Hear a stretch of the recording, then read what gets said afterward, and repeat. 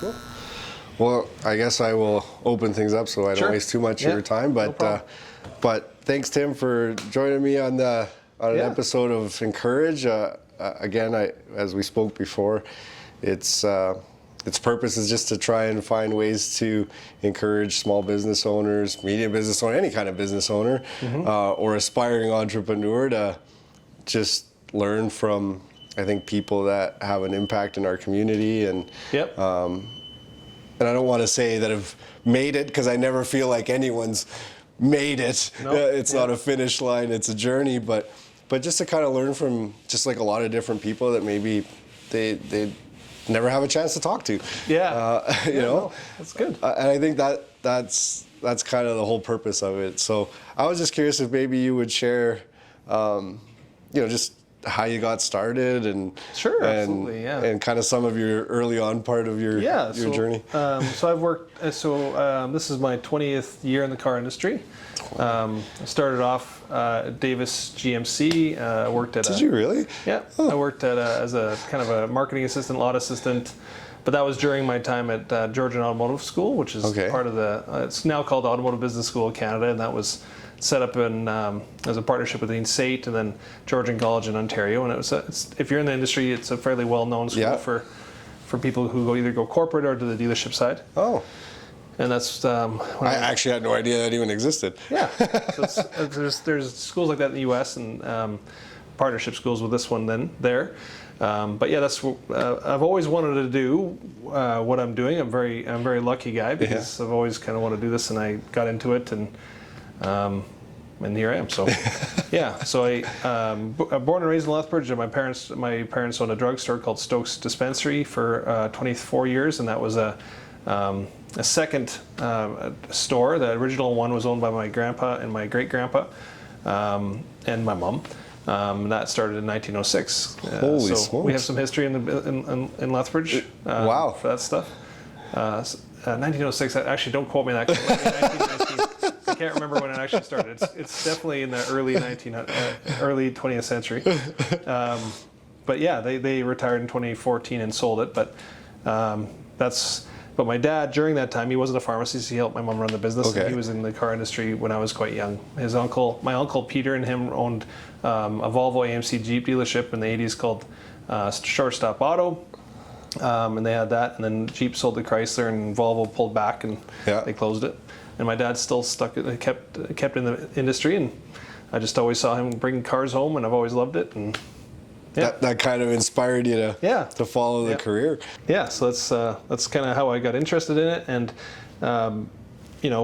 I just knew that there was an opportunity. So what happened for me is I went to school. That means you're going, and when you go to Canadian Automotive Institute, now Automotive Business School, you take co-ops. So it's like an apprenticeship, and you have to work different places. So I worked for Davis for two stints, and one for Paul McDonald at McDonald Nissan, Saturn and Nissan, and then.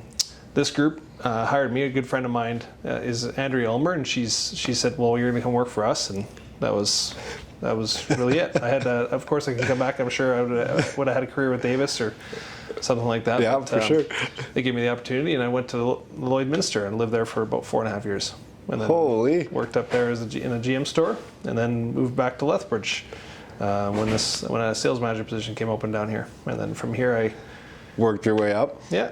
Basically, over the years? Yeah, I bought in as a partner in 2015, and then we expanded a few places over the last 5 or 6 years. So, yeah. So basically, you kind of went through the gauntlet of the automotive, well, at least Lethbridge-wise for sure, but you went through the gauntlet of different positions and different, like you learned the business, basically. I did, yeah. I didn't have a lot of experience in the service until about 2015 or 2016, but yeah, through sales, if anybody in the car industry watches this, they'll know that it takes a lot. Especially back then, you're there a lot. You're there, 50, 60, sometimes more hours a week. Yep. I went through that whole time in my first 10 years with that. And you put in your time. Yeah. And now that's actually one of the things we're trying to stop, is to have too much time. We do our best. Andrew and I think of it like that, and Logan, who works with us as assistant general manager in Lethbridge, all share that value, that we try to reduce that The work time? The work time from happening. Nice. Yeah, we do our best to not have people stay here longer than they need to. Yeah. It does happen from time to time, but... Well, sure. Yeah. That's a good philosophy. So obviously treating your employees right, I feel, is, at least from what I've gotten to know about you, is probably something that is one of your bigger philosophies, I would imagine. Very much. I mean, I think that's a lot of people in business think like that. But in the car industry, because we're so performance driven, there's two different categories of team members in a dealership for the most part. There's a supportive team member, somebody who supports the operation. Those are admin staff, marketing staff. Those management. And then there's productive staff for people that sell, and those so represent products and services. Those are people like the service writers, the salespeople, finance technicians are technically like that as well. And because those positions tend to have a lot of pressure on them, to perform, and they get paid better when they perform and those types of things. That doesn't mean that they shouldn't be considered in what their experiences are like. We need to make sure that we have a really good experience as a team member, so that'll translate into our customers. Too much pressure means that things start to fall apart if not done correctly. So then they're not working optimally. They feel too maybe stressful is the right word, I guess. Yeah, so stressed, or they put too much on them and that kind of thing. So we do our best to at least know that happens. And not just know that happens, but make some changes to make sure that that stuff is handled proactively rather than reactively, if possible. So you bought in you bought in 2015. Maybe this is a weird question, but like, what was that feeling like? Because I imagine it has a double feeling. Actually, that's an interesting lesson I should probably share, is that back then, I had a couple opportunities. The Elmers have been really, really good. That's the family I work for. They've always supported me, and I had some opportunities locally to look at a couple places. And I got super excited when that happened. I started thinking about grandiose plans and how awesome it would be if I was an owner of a dealership and all that kind of stuff. And that fed an ego, which is there. If you can't be in this job unless you have some sort of an ego. Right, a little bit.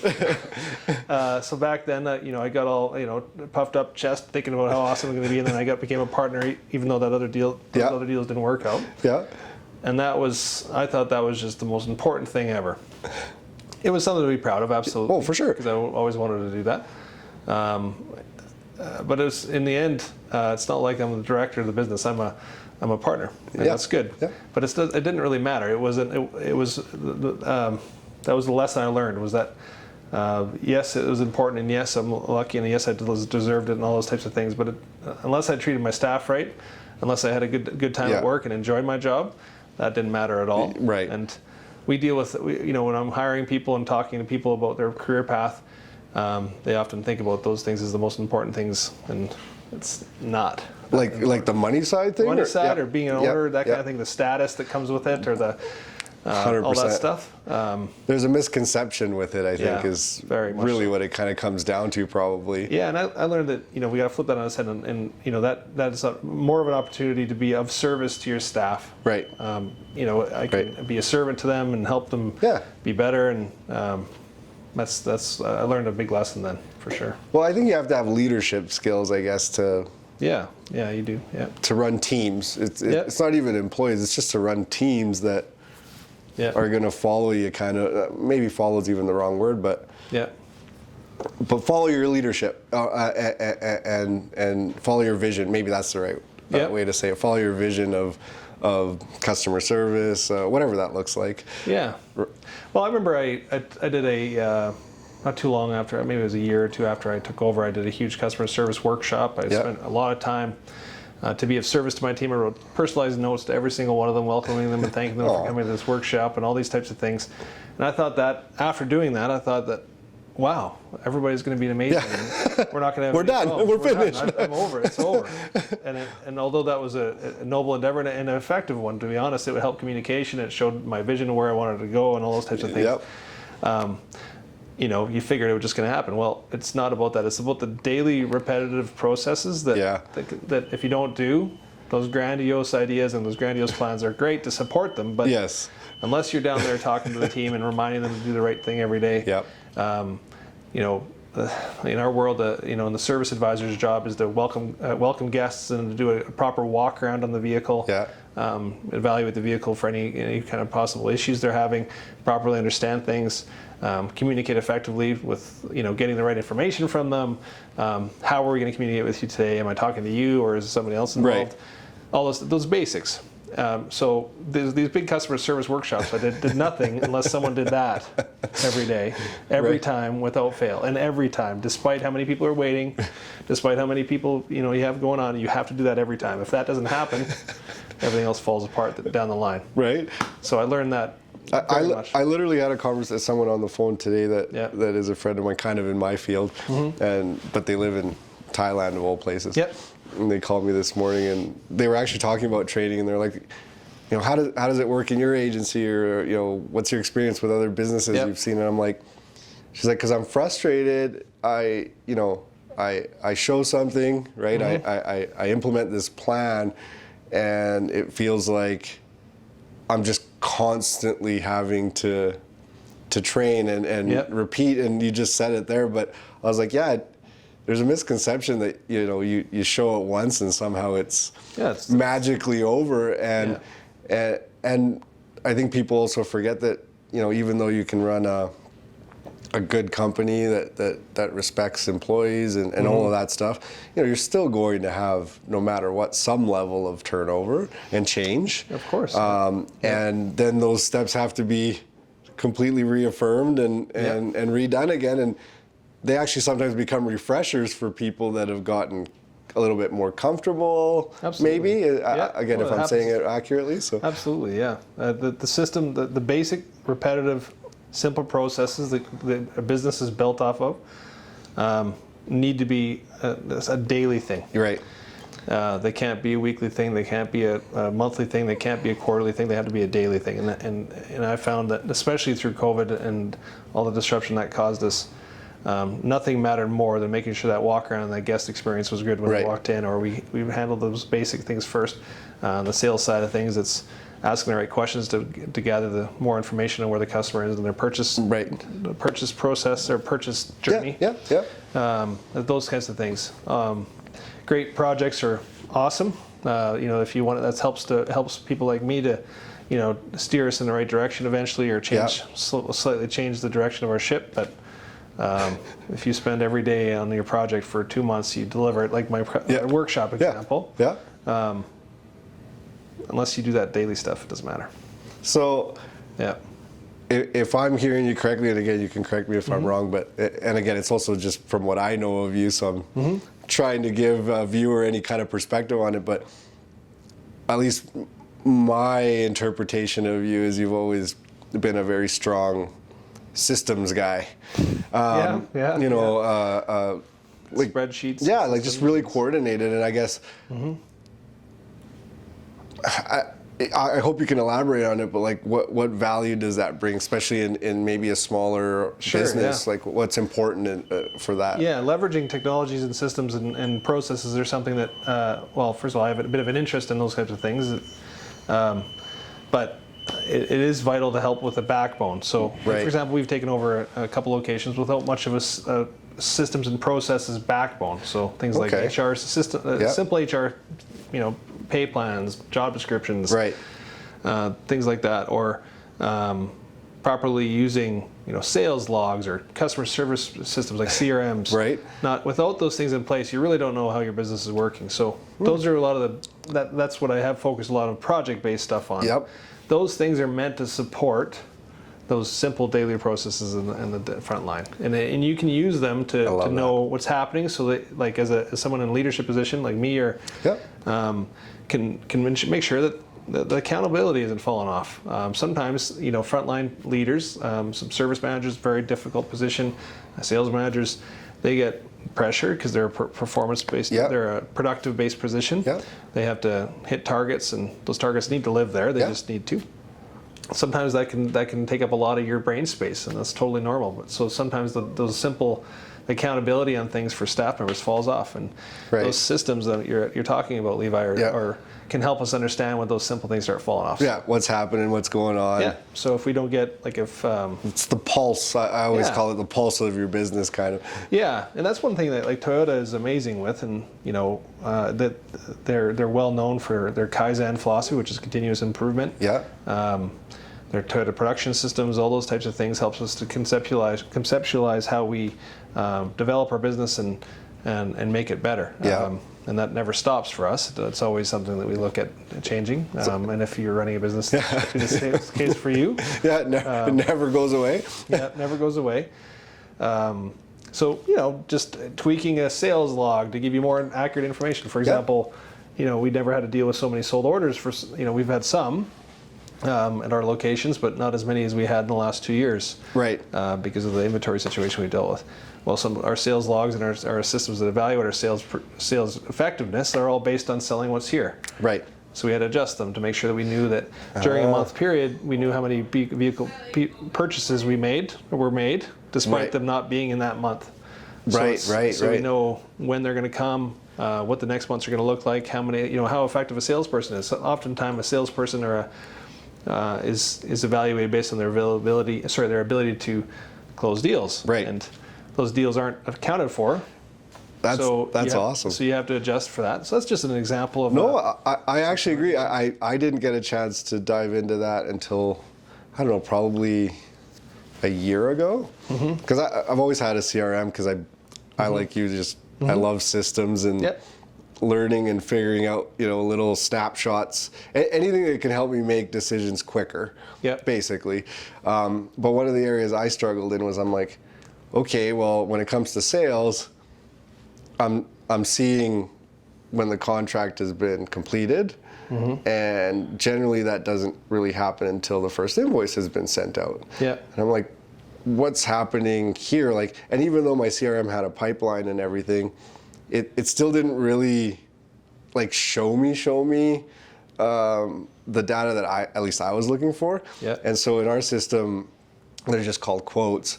And so I was luckily the system's able to kind of be manipulated however you want. And so I have now a snapshot that I pull every Monday with my sales guy. Yeah. And every Monday I can see all of the successful quotes that actually became contracts, even though they're not possibly being invoiced, like you said, until a month or two down the road. And also what has been invoiced out every week or during that same time period, and it's helped me understand, like, where's he going? Is he creating more successful quotes, even though maybe the invoicing might be a little bit less, meaning it's coming. He's gaining traction, or vice versa. Is the invoicing a little bit higher, but his successful quotes also have diminished, meaning he's not actually setting up any, like his opportunities aren't closing at that point too, right?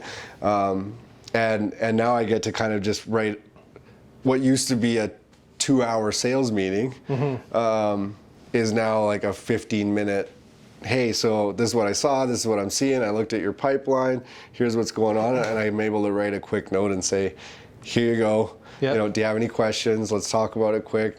It's 10-15-minute brief, and he's got kind of his mind reset at that point for the new week ahead. Yeah. So that's a great example of accountability, and that's making sure expectations are really clear. Yep. If a team member starts with us and they don't exactly know what success looks like the first 3 months, what does it look like if I've done a good job? Here are the key performance indicators that are KPIs that indicate that you're doing a good job for us. Yeah. And, if that's not clear, then retention starts falling off. And we can talk about retention of customers in a moment. But staff members, one of the things that I implemented that was, successful in that help with communication stuff for my department heads was that every week they submit this is an example of a system, a simple Google form or now a Microsoft thing, but I ask and answer questions that they're going to know the answers to. Right. I already know the answers to. Sure. but they're going to ask them, and they have to answer them, find out the information, answer them, look at them, and then report that to the team of department heads every week. And it means that the department head meetings are not longer than they need to be. Right. We just go through the we call it the doc, and we go through how they're doing. Just basically a check mark or a red mark or a yellow mark. And if it's all green, then we're having a good month. If it's if there's some yellows in there, we ask why. If there's reds, we got to talk differently. Right. But sometimes those department head meetings are less than 50 minutes long because of that. Because then that's all it really takes is them to be held accountable to those systems.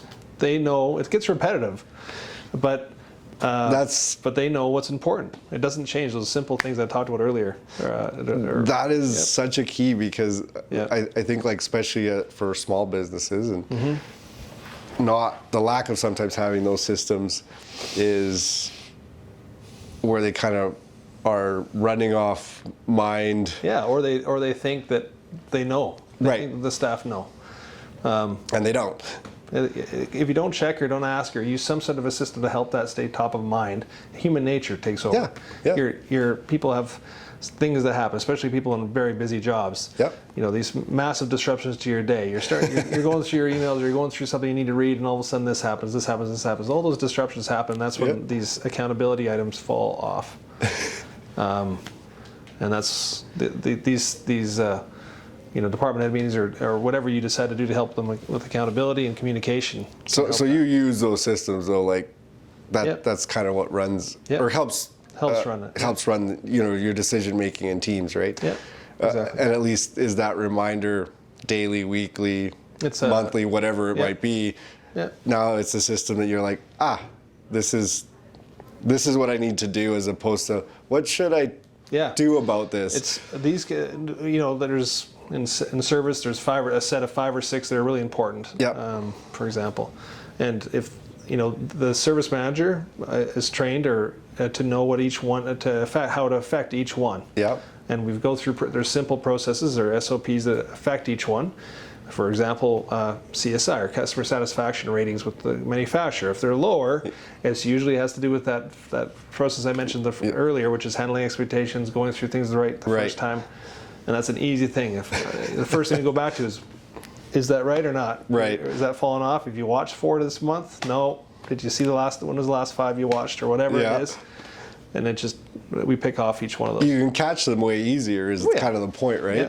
I mean, the other idea is once you've trained, and once you have good people working with you, and they know what's expected of them, and they know what it takes to create success. It's easier on them because they know all this stuff, and they know if it's not working, I'm going to ask the question, and we're going to ask the question and ask them to make some changes, and they know what's going to happen. The expectation is set as opposed to it being kind of what's the right word? Up in the air. Just unknown, right? What are my expectations? Because I feel like the minute that people don't know realistically, like what their accountability is, there is no accountability. Absolutely. So, I guess. One of the questions I was definitely going to ask you was like, knowing what you know now versus before. Especially in the ownership sense or business owner sense, like, is there anything you would have told yourself differently, or maybe a different expectation that you had? It's mostly, and I hate to beat a dead horse and talk about the same thing, is that, I did spend a lot of time in my career, especially as I was coming up in the senior management and sales or whatever, thinking that these systems or these, like a vendor would come in and they say, I got this new software that'll help us control this or that, or put your vehicles online differently, or verify pictures and all these types of things. And I'm like, that's going to sell us way more cars. It's going to do this, or it's going to take care of guests better, or whatever. There is no lucky pill there. There's no magic wand. No magic wand, unless you're. That's one of the biggest mistakes I had. Is I would say, let's do that. It's going to be awesome. I spent a lot of time setting it up, a lot of times onboarding them, getting it started, and if you can't pick up the phone properly and talk to a guest the right way. Relationships, really. I mean, if your staff can't do those simple things right, it's for example, one of the things that we deal with in our business is how you respond to email leads or internet leads. Okay. And if we can't properly get back to people at the right timeline, answer their questions directly and with consideration for their point of view, and not waste their time. If we can't do those things, if I'm buying money, I'm spending money on massive marketing campaigns and all these things to push leads and push business to this ineffective sales force, it doesn't matter. So I get to deal with that in my world. So, so it doesn't matter. You're stuck with a lot of leads that didn't go anywhere, and you spent 20 grand or whatever you spent. And they forgot to get back to people, or we had people off when they were supposed to be off because the manager didn't staff correctly. That's a simple thing that we didn't check. So that's to your point. If I were to tell myself in 2013 or 14, that would be it. That would be it. Okay. Yeah. I know. For me, again, obviously, I get to be in the marketing side, so I get to work with lots of companies that have good systems, and definitely companies that have not so good systems. And even though they can be legacy companies, some of these companies are, they're not a 1 year, 2 year, 3 year, like some of them are 15, 20-year businesses that it doesn't mean that they're doing something wrong, because obviously if they're working for a reason. Right. But it is kind of funny that as some of them try and get a little bit more into the technology side of just kind of how the market is going in terms of digital, that they don't have a way to systematically, like you say, take leads and, I don't want to say funnel, because that's not really the right term, but like you say, just having the right people or processes in place that are going to take care of them. Because I feel like sometimes the expectation is, well, if I get a lead, it's an automatic sale. They want my product right now, and this should be a slam dunk. And it's like, well, just because they're interested doesn't mean they're in the purchase funnel. They're just trying to find, like, are you the guy I want to buy from? Are you going to provide me a good service? Are you going to give me an okay price, maybe? Whatever those situations are. So it is funny. You have pretty big spectrums of of what that looks like. Just overall, do you have any, I guess, tips or advice? The one thing I was going to mention, I was thinking about retention, guest retention. Okay. We spend a lot of time and effort and money doing our best to retain service customers and sales customers in the automotive purchase life cycle. I've noticed that I'm not sure how much time local business owners think about that as much as gaining new ones. Yeah, it's valid. I'd ask the question, and you might have more insight for maybe a gym owner. How much? A lot of people. I've done it like tons of times. I sign up. I'm going to get ripped. 3 months later, I'm like not going. So that's that membership falls off. That's something that changes a lot in people's minds. How much time does that gym owner spend trying to keep me or get me back? Or if I haven't talked to Outrageous for a while, Lethbridge Toyota, that doesn't mean I'm not, unless we, there's a reason. There's no reason why I'm not going to talk to you again. Right. How much proactive things are you doing as a business owner to bring more business in? Okay. Advertising is of course important. Sure. But, there's all kinds of elements though at the end of the day. If you're not doing your best to keep people on board, like if maybe it's easier said than done because of staffing levels and that kind of thing. But if I was running for example, a fitness business, if my clients didn't come 2 or 3 times in a row, I would figure out a way to measure how often they fall off after 3 no visits. And if it's 3 visits, they're done. Like I know, if you don't come in for your scheduled maintenance 3 times, the chances most likely you're gone. You're going to be going some. So that habit is gone. So we know we hit those people hard with some marketing at that point to try to get them back. We make phone calls. So really, it's just like you say, it's take care of your customer base well. Of course, that's a given. But I think people forget that because, like you just said, it's like, sometimes the mentality is wrapped around growth. And growth, generally speaking, is probably mentally tapped into, I need more customers. But sometimes in reality, it's like just take good care of the customers you have, it'll be easier. They're going to buy more from you more than likely.